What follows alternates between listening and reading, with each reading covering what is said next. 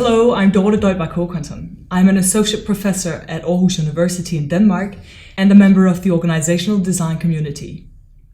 ODC is a collaborative community of scholars, managers, and organizations dedicated to advancing the theory and practice of organization design.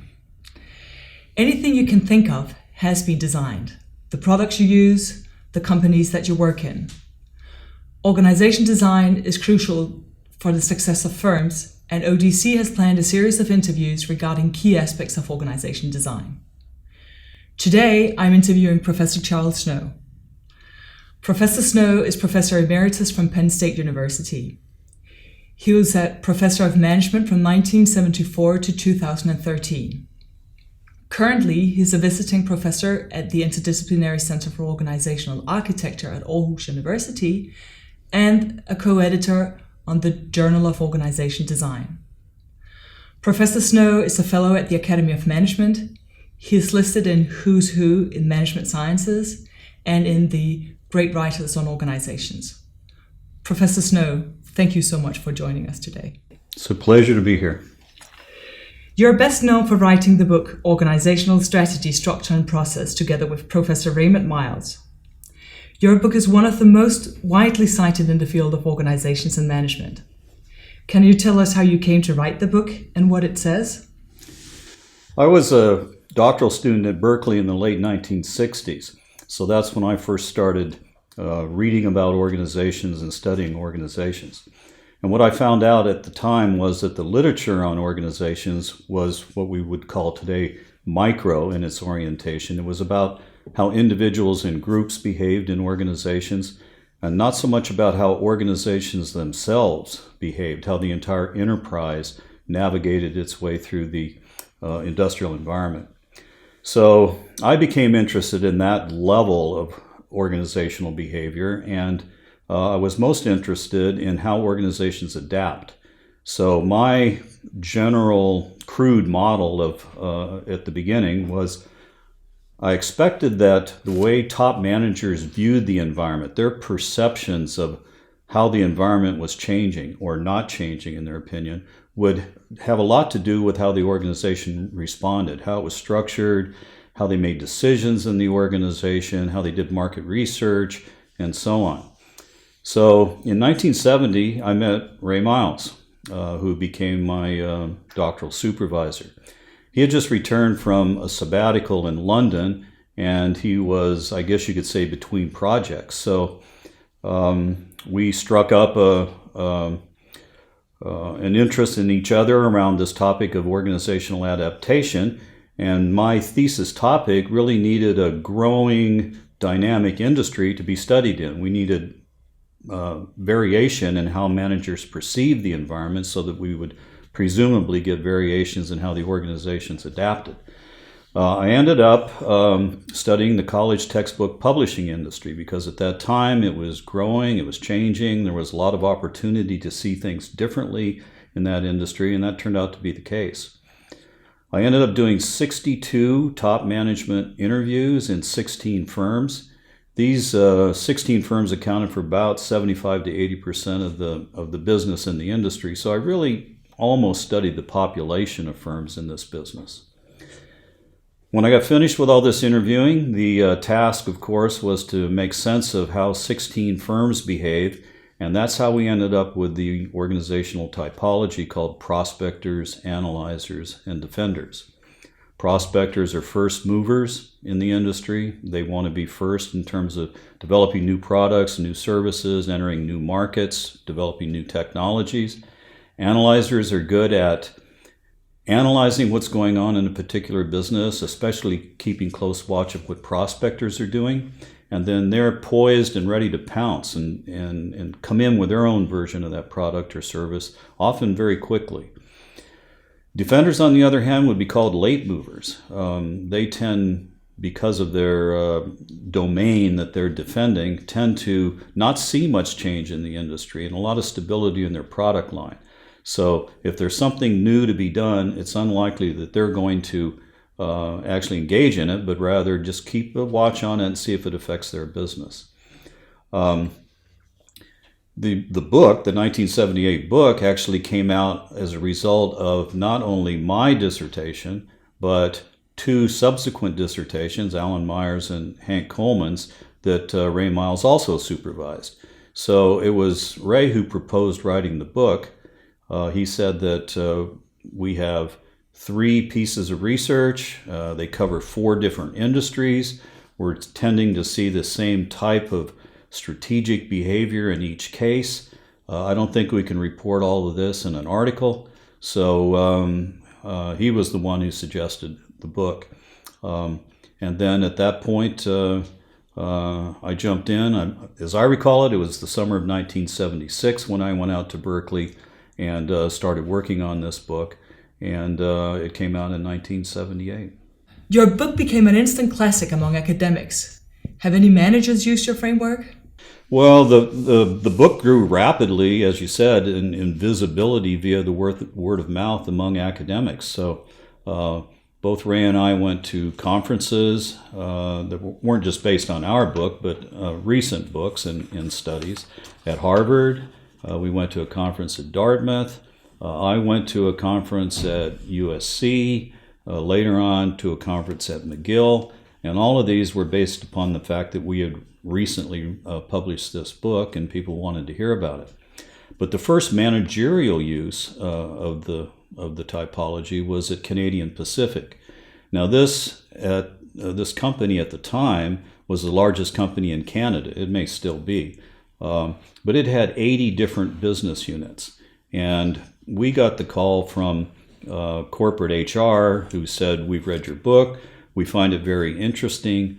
We see variation across our 80 business units in terms of the strategies that they're trying to pursue, and we think that we could type each one of the business units and then develop a human resources package that would fit each of the units instead of having a one package fits all kind of size." And Miles could not go up to Montreal where this company was headquartered, but I could, so I was the lucky person who got to go up. I think it was 4 times to talk to the corporate HR group about their interest in typing these business units. So they developed an instrument that they called Sensor, and this was a series of questions that if they asked the leaders of those business units these questions, they were able to type it as a prospector, an analyzer, or a defender. And then once they'd done that, they developed, as I said, these HR packages, benefits, training programs, salary and wage systems, and so on that would fit each of the units. Later on, the Society of Human Resource Management developed what they called a Senior Specialist Certificate, and it was based on the typology. If you bring the whole process up to today, the process of diffusion was not one of managers suddenly talking about prospectors, defenders, and analyzers all the time. Rather, I think what happened was that the notion of a configuration, and what I mean by that is an organization that has a strategy, a structure, a set of systems and capabilities to operate it, this configuration is an idea that managers latched onto. So just recently, I was at a conference where the organization was a healthcare provider in the U.S. It had 26 regional organizations, and the process of design in this organization was to look at each of these 26 regional healthcare organizations, 26 somewhat unique but certainly different kinds of markets, and they had come up with 4 different models of organizational forms that they thought could work across these 26 markets. And to me, one was pretty clearly a defender, another was sort of an analyzer, a third was sort of an analyzer, and the fourth was a provider to a larger network of organizations. So I still see the typology being used in practice, but people don't really use the labels that we came up with. The book was first published in 1978. The business world has changed considerably since then. Does your typology still apply? I think so. The primary change in organizations since the 1970s is the appearance and development of network organizations.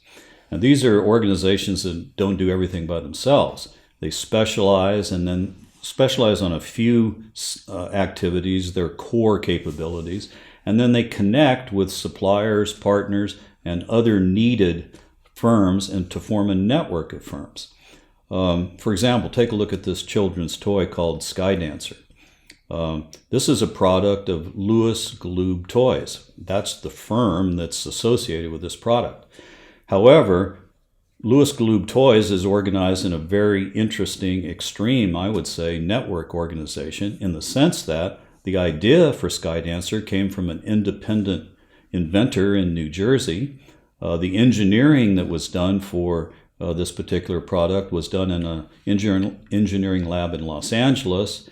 When the manufacturing process began, that was done in Hong Kong. When the toys were sold, they were in Toys R Us stores, their own organization. And Glube didn't even collect its own accounts receivable. It sold those to Commercial Credit Corporation, a factoring company. So you could say, what is Louis Glube Toys? Well, it was about 100 people in South San Francisco that organized this network of other suppliers and provider firms and hooked them all together to produce Skydancer and other types of toys. Later on, once these networks had become more diffused and more familiar, some astute companies started thinking of the entire network or this entire supply chain as the organization. And it could be, even though it included multiple firms, it could be designed and managed as if it were a single integrated system. Many managers today are increasingly interested in a new organizational form called the collaborative community of firms. You and your colleagues anticipated the emergence of collaborative communities even before their appearance. How did that happen? Well, if you go back into the 1990s, the world of organizations became obsessed with the topic of innovation. That became the buzzword, and it turned out not to be so much of a buzzword because that's still a concern of organizations today, and it was at the time I was studying the publishing firms. Miles and I began talking about an organizational form that could be used for what we referred to as continuous innovation. Obviously, a lot of firms could be periodically innovative, but was there an example that we could cite that was a firm that was constantly turning out new products or developing new services or entering new markets? And we concluded, no, there wasn't. So our conversation really became about the most innovative organizations and what features could we pull from different ones that we knew about and weld together into a specific organizational form. Also at that time, Grant Miles, who's a professor of management, joined our team. So now we had like a new group looking at organizations. And the result of this particular research project was a 2005 book called Collaborative Entrepreneurship by Miles and Snow. And in that book, we basically invented an organization. We called it Opwin Global Network, and Opwin is just a shorthand version for opening the window of innovation. And in our fictional organization called Opwin, we had 3 founding firms. They got together and said, we think we could do something really innovative if we created a platform for other firms to get together and collaborate with one another using services that we provide. We had a central services office in Opwin that did training seminars on how to collaborate. They wrote up the best success stories and the worst failure stories so that the members could see how to succeed and avoid how to fail. It was a services office that helped the member firms do what they needed to do. The book was published in 2005. In late 2006, Ray Miles got a call from a place called blade.org, and they said, we've read your book. We find it very interesting. we think you would find us interesting because we look a lot like what you called Upwind Global Network. And we'd like to invite you to be the keynote speaker at our first birthday party in February 2007. So Miles went over to speak at an all-member meeting of Blade.org. I wasn't there, so I don't know what he said, but my guess is that he described Upwind Global Network as we had written about it in the book. And at the end of that day, stayed around and talked to some of the members of the firms that were part of Blade.org. And when he left that meeting, a couple of days later, he called me and said, I just gave a talk a couple of days ago to a place called Blade.org, and this is a very interesting organization, and I think we ought to study it. And I said, who did you talk to? And he said, Blade.org. And I said, what is that? He goes, I'm not sure, but they look a lot like Upwind, and I think we ought to study them. So we began a study of Blade.org. A couple of our colleagues joined that particular project, and that was mid-2007, and we kept track of Blade.org for the next several years, primarily by interviewing people, until June 2011, when Blade.org ceased operations. And if you go to their webpage right now and click on Blade.org, there's just a single page. It said we ceased operations in June 2011 because it was mission accomplished. So this was a 5-year organization that looked very, very much like our Upwind Global Network, and it accomplished what it was set out to do, and so it ceased operations. But if you went inside Blade.org as we did, it had a principal office, just like our central services office in Upwind. And that office provided services to the member firms. If the member firms wanted something in the form of a strategic initiative, the principal office organized it and carried it out. At one point, Blade.org had 200 member firms, but the real core of Blade.org were the 70 firms in the computer server market that were all complementary to one another. Some were hardware firms, some were software firms, some were resellers, some were of different sorts. And they had been invited by IBM and 7 other founding firms to join a collaborative community of firms. This was not our label for this organization. That's what they called themselves, a collaborative community of firms. And what the founding firms had done was provide a platform for these 70 to 200 firms to collaborate voluntarily in a very open kind of way with one another to on innovation projects to create new solutions. And in the first 18 months of Blade.org, 60 new solutions were developed. And to me, this comes pretty close to continuous innovation. You and 16 others founded the ODC in 2009. What is ODC and how does it build on your ideas of collaborative communities? Well, actually, Dorthe, ODC was your idea. You and your colleague Borg Obel approached me in 2008 and said that the topic of organization design needed to be more visible. That's how I remember it. And that we should start a community to accomplish it. In addition, the two of you said, we think that ODC should be based on Blade.org, how it was put together, how it operates, and so on. And so Blade.org became the template for ODC, and pretty much all of the decisions we've made about who to invite, how the composition of the actors or the members of ODC ought to be done, basically by having waves of nominations from present members to include new members, so that we get members who share an interest in the topic of organization design and who are willing to contribute to the community, their research skills, their ideas, and so on to make this happen. ODC was formally established in 2009 and is growing and expanding. We have an annual conference. We have an open access journal called Journal of Organization Design and other activities. So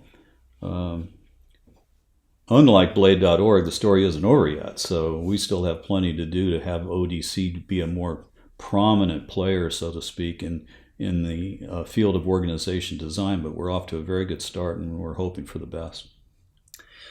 What do you see as the major challenges for organization design research in the future? The biggest challenge for us in ODC is pushing the topic of organization design and trying to get researchers and managers to focus on it, to build some momentum and have some accomplishments. I would say that in our first editorial statement in the journal, we basically said that this field needs to focus on the future. Most of the writing in the literature on organizations and management is about the past, trying to explain the past and theorize about it. We wanted the Journal of Organization Design to focus on the future, what's going to happen and how do you get ready for it.